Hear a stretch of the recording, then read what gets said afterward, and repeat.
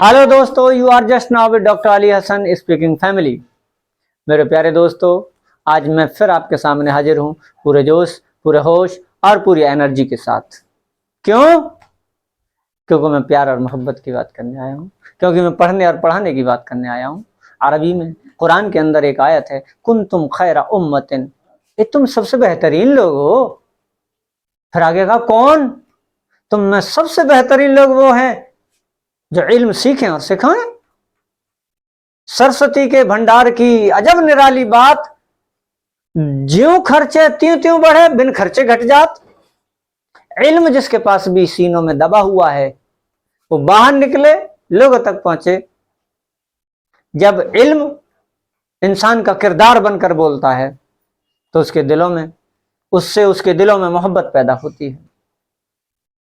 मैंने बताया, पीछे दोहा लिखा हुआ है, चाहे गीता बाचिए या पढ़िए कुरान, तेरा मेरा प्यार ही हर पुस्तक का ज्ञान। दोस्तों, आपस का भाईचारा बनाए रखिए।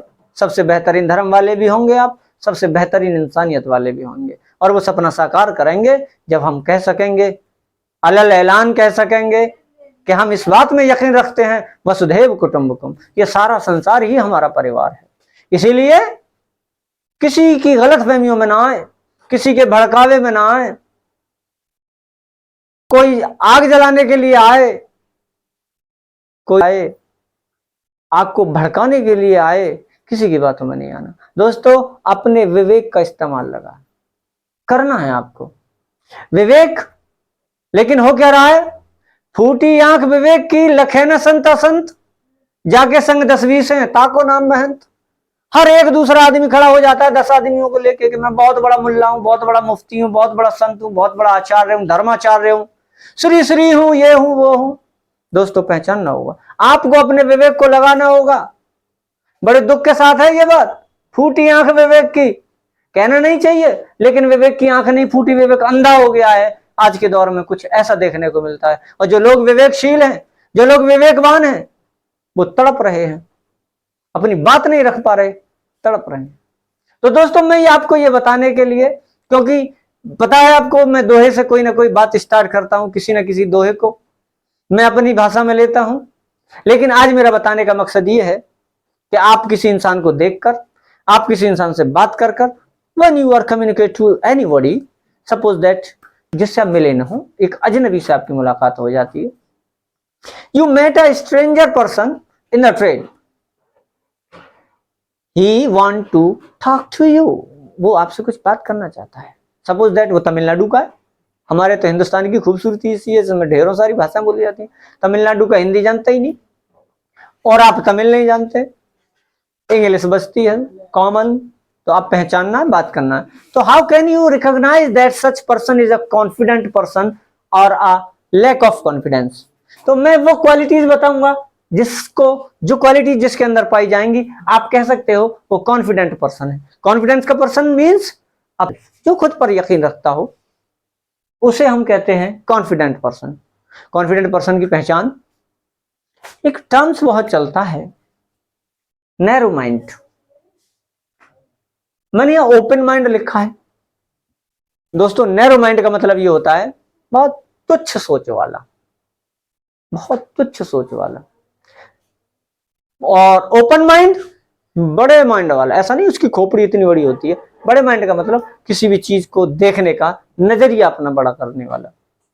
सपोज दैट नैरो माइंड किसी भी बात को बहुत बड़ा तूल देने वाला, छोटी सी घटना को बहुत बड़ी घटना समझने वाला, उसे नैरो माइंड कहते हैं। ये कॉन्फिडेंट पर्सन की पहचान नहीं हो सकती। कॉन्फिडेंट पर्सन ओपन माइंड होगा। आप नोट कर सकते हैं, नैरो माइंड, ओपन माइंड का अपोजिट वर्ड जो होता है नैरो माइंड होता है। अच्छे इंसान की, एक कॉन्फिडेंट पर्सन की पहचान के लिए पहला पॉइंट क्या होना चाहिए? जब आप उससे बात करें तो आपको लगे कि उसकी बातों में तुच्छपन नहीं है, ओपन माइंड है। ओपन माइंड का दूसरा मतलब यह भी है कि उसने कोई सीक्रेट ऐसा जिसको छुपाना जरूरी ना हो, तो मैं बता दिया, खुल के बात कर ली। बातों को ट्विस्ट नहीं दिया, घुमा फिरा कर बातें नहीं की, एकदम ओपनली आया और अपनी बात आपको बता दी। Open mind. ओपन माइंड वही हो सकता है जिसका कलेजा बड़ा हो। कैसे? Gives compliments. बहुत मजे की बात है। आप किसी की तारीफ कर रहे हो, इसके लिए कलेजा चाहिए दोस्तों, सच्ची तारीफ के लिए, झूठी के लिए नहीं। उसे चापलूस कहते हैं, और चापलूस का कोई हाल अच्छा नहीं होता। चापलूस अपने मुंह की सिखा के रहता है। इसलिए गिव्स कॉम्प्लीमेंट, वो जो कॉम्प्लीमेंट देता हो, वो जो लोगों की तारीफ करता हो। तारीफ से मुराद ये है कि किसी ने अच्छा काम किया तो उसकी तारीफ की, वाह, चाहे वो दुश्मन क्यों ना हो उसका, लेकिन उसने अच्छा एक्ट किया है, वो उसे कॉम्प्लीमेंट देगा। Gives compliment, willing to learn from others. कितनी बेहतरीन बात है, willings to learn from others. दोस्तों आप हिंदी साथ के साथ लिखते जाएं, willings to learn from others, दूसरों से सीखने की जो इच्छा रखता हो। कुछ लोग तो ऐसे प्रकांड पंडित होते हैं कि वो ये सोचते हैं कि हमसे ज्यादा चतुरी कोई नहीं, हमसे ज्यादा कोई अक्लमंद ही नहीं। वो पागल इंसान की निशानी है। पागल इंसान willing to learn from others, और मैंने कह दिया कि अगर इसके अंदर, जिसके अंदर ये क्वालिटी नहीं है, वो पागल की निशानी है। ऐसे ही नहीं कहा है, मैंने इस पर रिसर्च किया है। वो ऐसा नहीं कि बहुत लंबा चौड़ा कोई किताब का अध्ययन किया है। आगरा के मेंटल असाइलम में जब हम घुसे तो वहां दीवारों पे लिखा हुआ है, ये वाला गुण तो आप साइकेट्रिस्ट को दिखाइए, आपके अंदर ये वाला गुण है, साइकेट्रिस्ट को दिखाइए। तो उसमें एक गुण ये भी लिखा था कि जब आपके अंदर ये ख्याल आने लगे कि मैं जो कर रहा हूं वही सच है, मुझसे ज्यादा कलमंद कोई नहीं है, ये पागलपंती की एक निशानी है। नहीं दोस्तों, आप में नहीं है, पक्का नहीं है, आप में ये वाली है, willing to learn from others. आपको दूसरों से सीखने की इच्छा रखनी है। Next, admits mistake, that's a great job. बहुत बड़ा काम है, बहुत बड़ा काम है। गोलियां चल जाएंगी लेकिन गलती नहीं मानेगा आदमी। एडमिट्स मिस्टेक्स, अपनी गलतियों को मानना है नहीं बहुत बड़ा काम। घरों के घर बर्बाद है इसके चक्कर में। मियां बीवी के अंदर बस उस पे तो निबंध लिख देंगे हम कम से कम 1000 पेज का, लेकिन खैर छोड़ो। एडमिट्स मिस्टेक्स, इसके लिए भी इंसान के अंदर संस्कार चाहिए और कलेजा चाहिए कि वो अपनी गलतियों को एडमिट कर। ये पहचान किसकी है? कॉन्फिडेंट पर्सन की। उसे मालूम है कि मुझसे गलती हो गई, मैं इसे एडमिट कर लेता हूं। ऐसा तो नहीं है अगर मैं एडमिट नहीं करता हूं तो मेरे अंदर एक बुराई आ जाती है, और हो सकता है कि वो मेरी गलती मुझे आगे जाके डुबा दे। तो इसलिए एक कॉन्फिडेंट पर्सन की पहचान है कि वो अपनी गलतियों को, जो उससे हो जाती हैं, ऐसा कोई है ही नहीं जिससे गलती ना होती हो, गलती हर इंसान से होती है, लेकिन वो अपनी गलती का रिपेंटेंस करता है, पछतावा करता है, पश्चाताप करता है, और वो कहता है sorry, I have a mistake, but I will learn it. मैं इससे बहुत सीख गया। Next, not afraid to show flaws. ये नया वर्ड है, मैंने इसलिए इसकी हिंदी लिख दी है, फ्लॉज, कमियां। यहां मिस्टेक गलती, फ्लॉज मीन्स कमियां, दोनों में फर्क है, वो आप करना। Not afraid to show flaws, तो अपनी कमियों को जाहिर होने के लिए डरता नहीं है। उसे ये डर नहीं है कि मेरी ये कमी जाहिर हो जाएगी तो मैं मारा जाऊंगा, क्योंकि वो कॉन्फिडेंट पर्सन है। उसे मालूम है मैं ये काम कर रहा हूं, अगर इसमें कोई कमी आएगी या मेरे अंदर कोई कमी उसमें पैदा हो जाएगी, जाहिर हो जाने दो। हर काम में रिस्क तो रहता है, थोड़ा बहुत कमियां भी होती हैं, लेकिन वो अपनी कमियों को दिखाने से चूकेगा नहीं। मैंने बायोग्राफी पढ़ी है कई लोगों की। ओमपुरी नाम का एक एक्टर रहे हैं हमने हिंदुस्तान में, उनकी बायोग्राफी आप पढ़ना कभी मौका मिले तो। उनकी बायोग्राफी में वो चीज है जिन्हें आम आदमी कभी जिंदगी में नहीं लिख सकता, और उसकी बीवी ने लिखी है। ओमपुरी की बीवी ने वो बायोग्राफी में वो गलतियां उसकी लिखी हैं।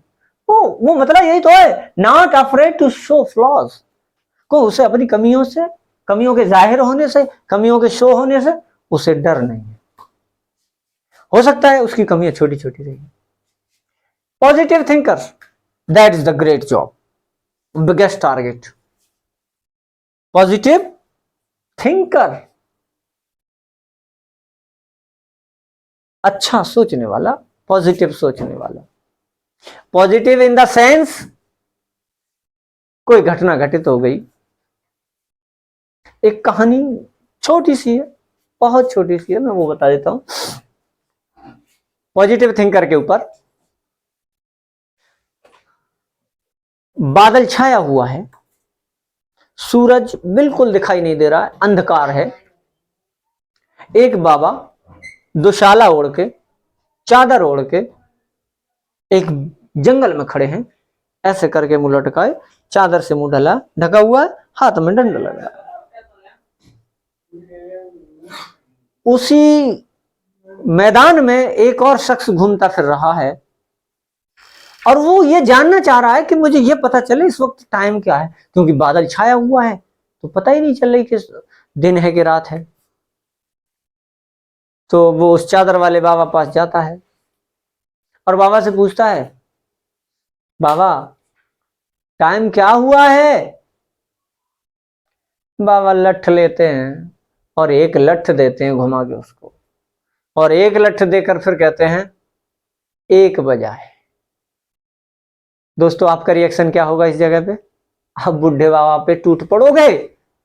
लेकिन जो पॉजिटिव थिंकर था वो बैठ गया और कहा, हे ईश्वर तू धन्य है, तू महान है, अगर आज 12 बज रहे होते तो ये बाबा 12 लठ मारता। That is the positive thinker.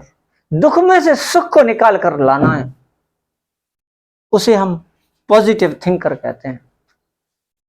दुख और सुख, these are two mental states, ये तो एक मानसिक स्थिति है, हमें इनसे बाहर निकलना है। तो पॉजिटिव थिंकर होना अपने आप में बहुत बड़ा काम है। कुछ लोग ऐसे देखे हैं मैंने, क्योंकि बाय प्रोफेशन में डॉक्टर हूं, किसी के बच्चे के पेट में दर्द हो गया तो वो आकर ऐसे ऐसे रिएक्ट करते हैं मानो बच्चा अब खत्म ही हो जाएगा।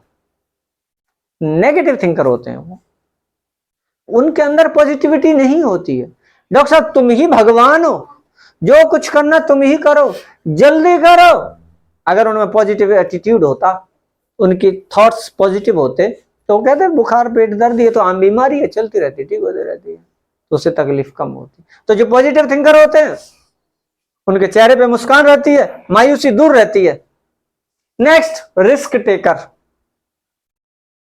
रिस्क लेने वाला, ऐसा नहीं पंगा करने वाला है मैंने कर लो पंगा, हम तो कॉन्फिडेंट पर्सन है ना, रिस्क लेंगे। सर ने बताया था कि जो रिस्क ले वो कॉन्फिडेंट पर्सन है। रिस्क लेने का मतलब ये है, कोई जॉब आपको दी जाए, कोई टारगेट आपको दिया जाए, आप उस टारगेट को करने लग जाएं। ये ना देखें कि 8 घंटे की ड्यूटी है, 10 घंटे करो। ये रिस्क ना ले, ये ना सोचें, ये सोच कर ना हट जाए अरे पैसा तो उतना ही मिलेगा, ये सोच कर ना हट जाए कि रात हो जाएगी। नहीं, रिस्क लेने की क्षमता, बिजनेस स्टार्ट करना है, अरे डूब गया तो ना हो, be positive thinker, positive thinker बनो, रिस्क लो, थोड़ा सा पैसा लगाओ, बिजनेस करो। ओके दोस्तों, next, never talks negative about others. ये बैक बाइटिंग बोलता हूं मैं इसे।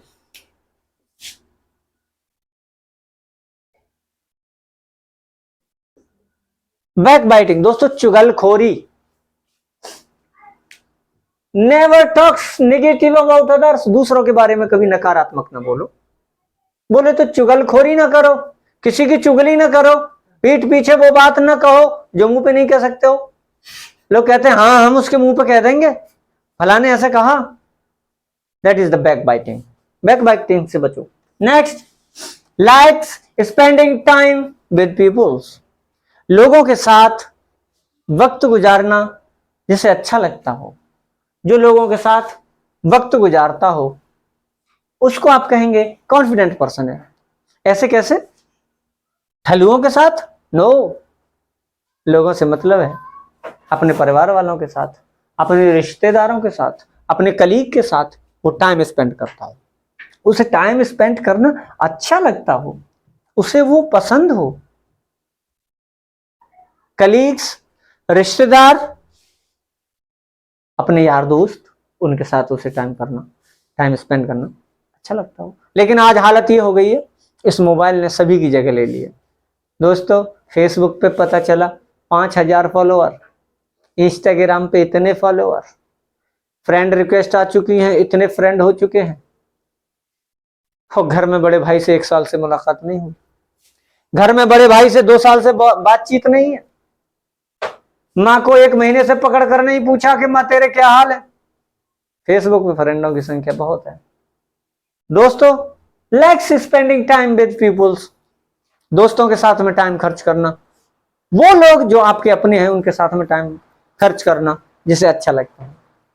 और last, keeps learning and growing, और जिसके अंदर ये काबिलियत हो, हर किसी से सीखने की क्षमता रखता हो और आगे बढ़ने की एक ख्वाहिश रखता हो, क्यूरियसिटी हो उसके अंदर, क्यूरियसिटी, उसके अंदर कुछ उत्सुकता हो, कुछ सीखने की उत्सुकता हो, कीप्स लर्निंग, सीखता रहता हो, एंड ग्रोइंग, और बढ़ता रहता हो। दोस्तों ये वो खूबियां हैं जो एक कॉन्फिडेंट पर्सन के अंदर पाई जाती हैं। अगर आपको ये पहचानना है, मजे की बात तो ये है कि आप ये समझ लीजिए आपको कोई लड़का देखने जाना है लड़की के लिए, या किसी को लड़की देखने जानी है लड़के के लिए, आपको ये जानना है what is the confidence level of such person, कि इस व्यक्ति का कॉन्फिडेंस लेवल क्या है। तो आप बात करेंगे, आपको बातों में पता चल जाएगा। वो कहेगा नहीं साहब पढ़ाई लिखाई तो बहुत है मगर मैं नौकरी कराना नहीं चाहता। तो अब वो ओपन माइंड नहीं है। तू कौन है, क्या भैंस खरीद के लाएगा? मैं नौकरी कराना नहीं चाहता, पढ़ी लिखी लड़की आएगी, ये बोल तू, वो चाहे तो करे ना चाहे तो ना करे, हमारी अंडरस्टैंडिंग जैसी हो जाएगी वैसा देखा जाएगा। नहीं वो क्या, वो ओपन माइंड नहीं है अगर ऐसी बात है तो। नेक्स्ट, गिव्स कॉम्प्लीमेंट्स, ये खूबी देखो, क्या उसने किसी की तारीफ की, अपने आप से कंसंट्रेशन हटा, विलिंग टू लर्न, क्या वो तुमसे कुछ सीखना चाह रहे हैं, क्या उसने एडमिट किया, ओ सॉरी मुझे पहले नहीं बोलना चाहिए था, क्या उसने कोई एडमिट किया, कोई मिस्टेक एडमिट की, तो आप पहचान जाएंगे कि ये बंदा कॉन्फिडेंट है या नहीं है। दोस्तों ये पूरे को 10 सेंटेंस बन जाते हैं इसमें। आप ये तो नहीं सोच रहे हो कि मैं स्पीकिंग से हट गया हूं। मेरे दोस्तों मैं स्पीकिंग ही कर रहा हूं, but I want to develop your personality. My main target, my main focus to give the spiritual knowledge, because there is a lot of coaching centers, a lot of teachers which are providing physical knowledge, which are providing material knowledge. I want to increase your spiritual level, I want to your philosophical level, I want to change the society perspective. मैं वो चाहता हूं कि लोगों का mindset change हो, देश और दुनिया के बारे में सोचें, अपने से हटें। ओके दोस्तों, मिलते हैं नेक्स्ट क्लास में।